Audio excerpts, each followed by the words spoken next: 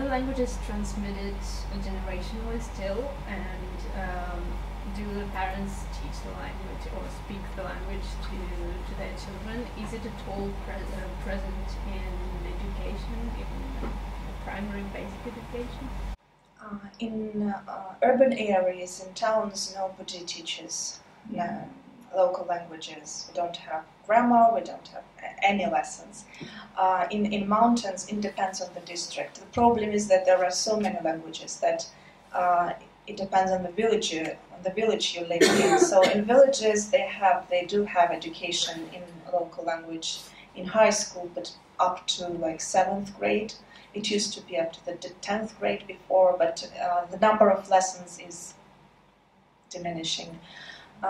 Unfortunately, not many parents are speaking their native languages to children, and you can't learn these languages easily when you are an adult. They're very complicated. They have 24 cases, for example, grammar cases, and phonetics is quite complicated. And so my mother taught Avar to me, so I learned Russian later when I went to the kindergarten in the town.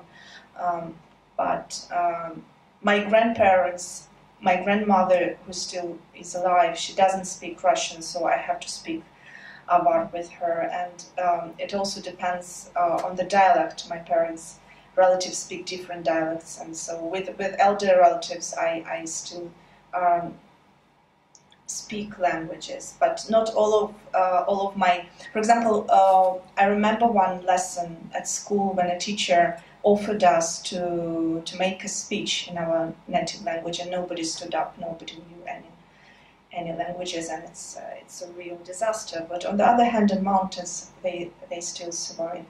But the ugly thing is a mixture of languages, which I really don't like when a person, even my mother, who has a wide vocabulary in Avar, when she speaks Avar, she mixes all possible Russian words into it, even if she knows the word in Avar.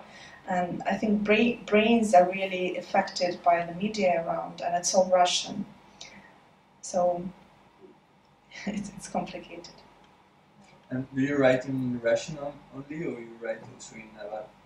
I write in Russian because I'm reflecting the reality, and reality is such that people, unfortunately, in town, they don't speak their native languages. So in dialogues, I reflect this colloquial speech, which is the mixture of different languages. And also you can notice that when Dagestani people speak in Russian, sometimes they use the syntaxes of their own native language.